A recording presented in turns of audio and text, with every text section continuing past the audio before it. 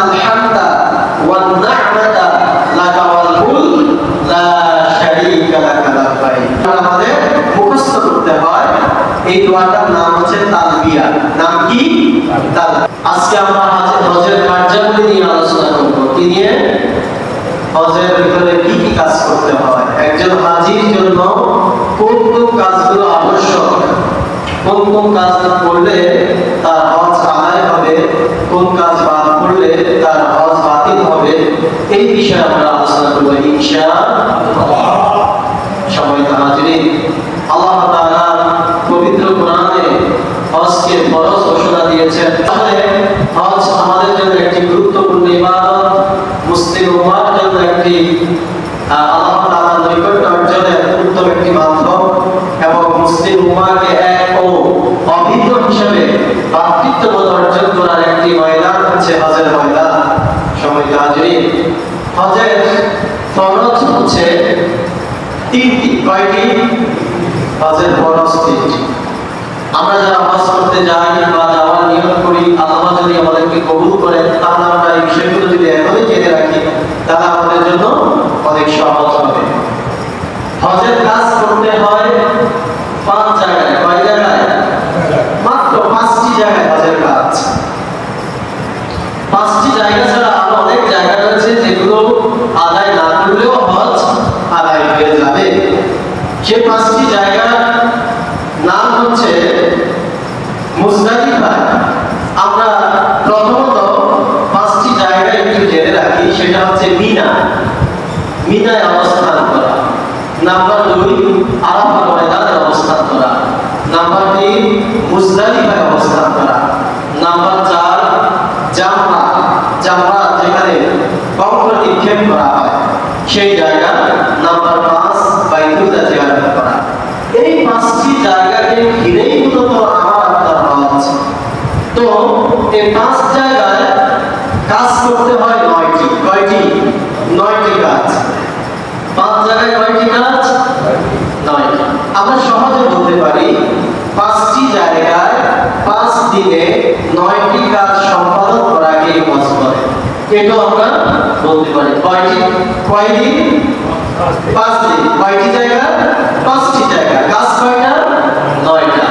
তাহলে 5 দিন, সেটা জিলহজ মাসের কোন কোন তারিখ?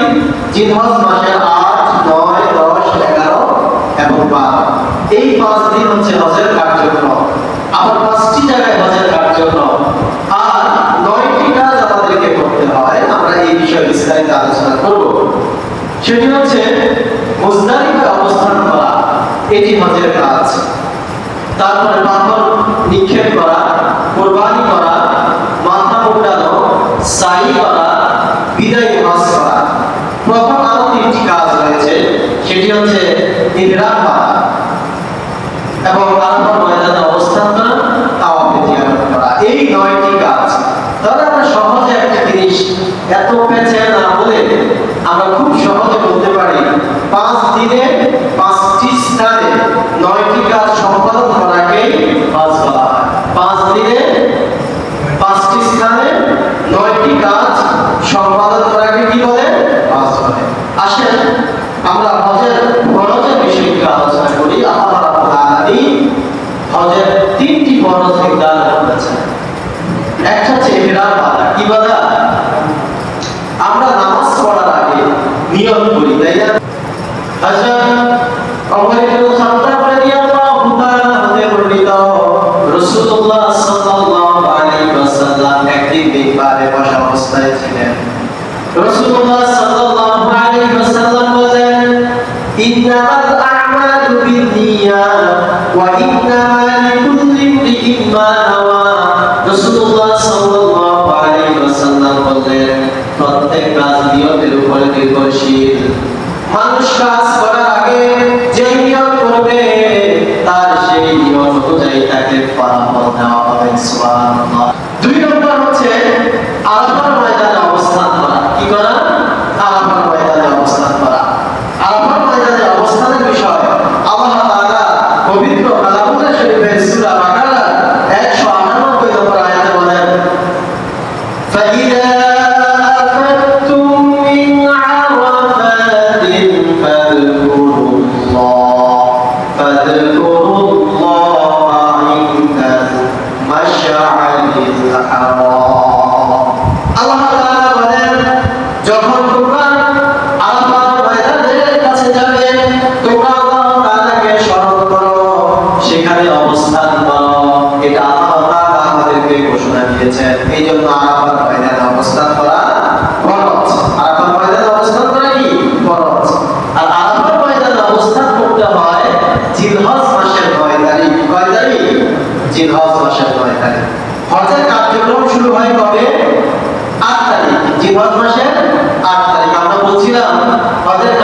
কয় দিন হয়? 5 দিন। 8, 9, 10, 11, 12 এই 5 দিনে হজের কার্যক্রম আদায় করতে হয়। এর আগেও না, এর পরেও না। তো 8 তারিখে আমরা হজে যাব, 9 তারিখে আমরা আরাফাত ময়দানে অবস্থান করব। 9 তারিখে কোথায় অবস্থান করব? আরাফাত ময়দানে অবস্থান করব। সবাই হাজির। নাম্বার 3 সেটা হচ্ছে তাওয়াফে জিয়ারত। এটি হজের মূল আমরা ধরে রাখি, তাই না? কাবা শরীফের চারদিকে কি করা? 7 বার তাওয়াফ করা, পুরা কি করা? 7 বার তাওয়াফ করা। সবাই হাজির। আল্লাহ রাব্বুল আলামিন হজের এই 3টি ফরজ আমাদেরকে বলেছেন।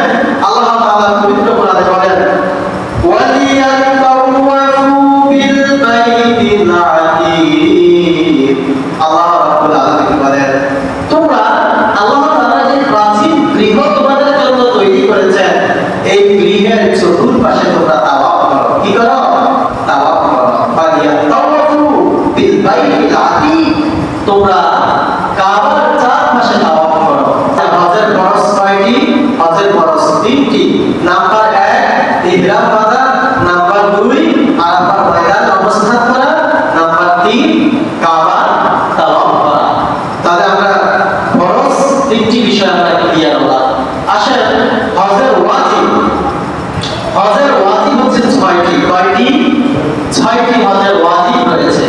তার মধ্যে 1 নম্বর হচ্ছে মুজদালিফায় অবস্থান করা। মুজদালিফা অবস্থান করা। নাম্বার 2 জামরায়ে আকাবায় নিক্ষেপ করা। জামরায়ে আকাবা নিক্ষেপ করা মানে কি? এখানে জামরাতুল শব্দের অর্থ হচ্ছে পাথর। ওই যে যেখানে হযরত ইব্রাহিম আলাইহিস সালাতু ওয়াস সালাম তার প্রিয় পুত্র ইসমাঈল আলাইহিস সালাতু ওয়াস সালামকে যখন আল্লাহর হুকুমে জবাই করতে গেলেন, কুরবানি করতে গেলেন, যেই জায়গায় শয়তান পরচনা দিয়েছিল হযরত ইসমাঈল আলাইহিস সালাতু ওয়াস সালামকে, সেই জায়গায় 3টা প্রতীক রয়েছে। কয়টা প্রতীক? 3টা প্রতীক রয়েছে। সেই প্রতীকের মধ্যে কি করতে হয়? পাথর নিক্ষেপ করতে হয়। এই জন্য ছোট ছোট ছোট ছোট জামরায়ে গেলে হাজিরা 70টা পাথর, ছোট ছোট পাথর তারা সংগ্রহ করে। কয়টি? 70টি পাথর তারা সংগ্রহ করে। সৌদি আরবে এটা পাওয়া যায়, প্যাকেট করে 70টা পাথর তারা বিক্রি করে। এটা আপনি কি করলেন? নিক্ষেপ করলেন। এটা হচ্ছে শয়তানকে তো দেখা যায় না, শুধুমাত্র কিছু বিদারের মতো সিম্বল রাখা আছে, ওখানে আপনি এগুলো নিক্ষেপ করবেন। এটাকে বলা হয় জামরায়ে আকাবা। কি বলে? জামরায়ে আকাবা। তারপর কুরবানি করা। কি করা? কুরবানি করা। রাসূলুল্লাহ সাল্লাল্লাহু আলাইহি ওয়াসাল্লাম প্রত্যেক হজে কুরবানি করেছেন। এজন্য আমরা কি করব? হজে গেলে কুরবানি করব। এটি হজের একটি ওয়াজিব বিধান। এরপরে মাথা মুন্ডানো। কি করা? মাথা মুন্ডানো বা হলক করা। পুরুষ মানুষের জন্য মাথা মুন্ডাবে, মহিলাদের জন্য চুলের আগার কিছু অংশ তারা কেটে ফেলবে। এটা হচ্ছে বিধান। তাহলে পুরুষরা কি করবে? একবারে মাথা হলক করে ফেলবে, মাথা কামিয়ে ফেলবে, চুল ফেলে দিবে। যদি কারো অসুস্থতা থাকে তাহলে তিনি চুলকে একেবারে ছোট করে ফেলবেন। আর নিয়ম হচ্ছে একেবারে চুল পুরোপুরি কেটে দেওয়া, কামিয়ে ফেলা। আর মহিলাদের জন্য চুলের গোড়া মাথার অংশ, চুলের একেবারে মাথার অংশ কিছু অংশ কেটে ফেলা, অল্প কিছু অংশ। সাই করা। কি করা? সাই শব্দের অর্থ দৌড়ানো। সাফা একটা পাহাড়ের নাম, মারওয়া আরেকটা পাহাড়ের নাম। এই 2 পাহাড়ের মাঝখানে দৌড়ানোকেই বলা হয় সাই। কি বলে? সাই। হযরত আলাইহিস সালাতু ওয়াস সালামকে যখন হযরত ইব্রাহিম আলাইহিস সালাতু ওয়াস সালাম তার সন্তান ছোট্ট ইসমাঈলকে সাথে নিয়ে এই কাবার কাছে রেখে আসছিলেন, তখন তাদের খাবার পুড়িয়ে গেছিল, পানি পুড়িয়ে গেছিল, যার কারণে হযরত হাজরা আলাইহিস সালাতু ওয়াস সালাম তার বুকের ধুলো শুকিয়ে গিয়েছিল। বাচ্চা হযরত ইসমাঈল, ছোট্ট বাচ্চা, তার বুকে আর দুধ দিতে পারছেন না। মা পাগলের মতো হয়ে গেলেন। একবার সাফা পাহাড়ের দিকে দৌড়ালেন, আবার মারওয়া পাহাড়ের দিকে দৌড়ালেন। কেন উঠলেন? পাহাড়ে ওঠার কারণ হচ্ছে যে কোনো জায়গায় পাখি উড়ে কিনা, আরবে কোন জায়গায় পানি আছে এটা দেখার জন্য নিদর্শন হচ্ছে উপরে পাখি উড়বে। কি করবে? পাথরের উপরে পাখি উঠতে থাকবে, বোঝা যাবে নিচে পানি আছে, ওই পাখিগুলো পানি খেতে আসছে।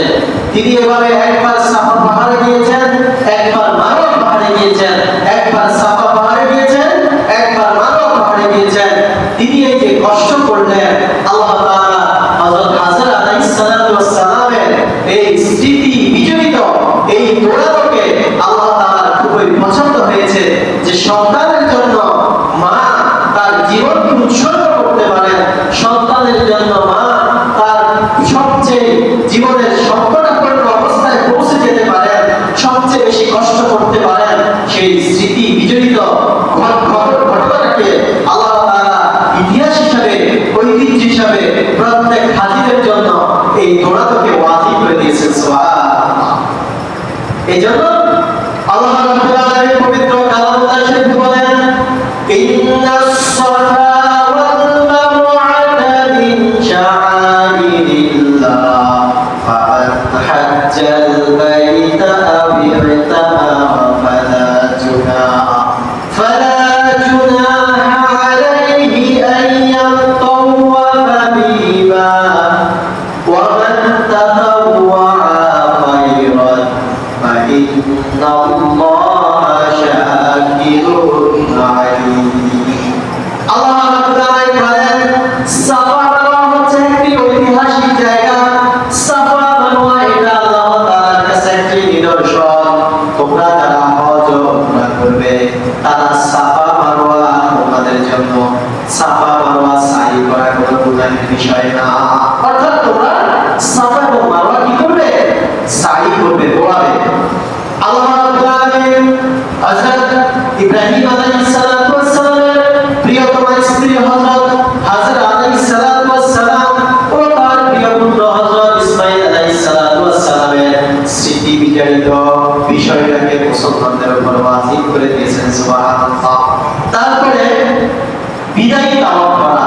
আমরা যারা মক্কার বাহিরে, যারা মক্কার ভিতরের মানুষ, যারা মক্কার ভিতরের মানুষ, তাদের জন্য বিদায়ী তাওয়াফ করা লাগে না।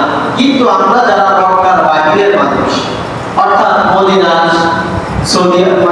সৌদি আরবে শুধু মক্কার ভিতরের যারা, তাদের জন্য বিদায়ী তাওয়াফ করা লাগে না।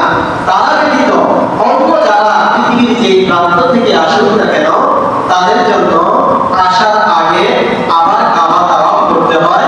এটাকে বলা হয় বিদায়ী তাওয়াফ। কি তাওয়াফ বলে? বিদায়ী তাওয়াফ। এই বিদায়ী তাওয়াফ করাটাও আমাদের জন্য কি ওয়াজিব।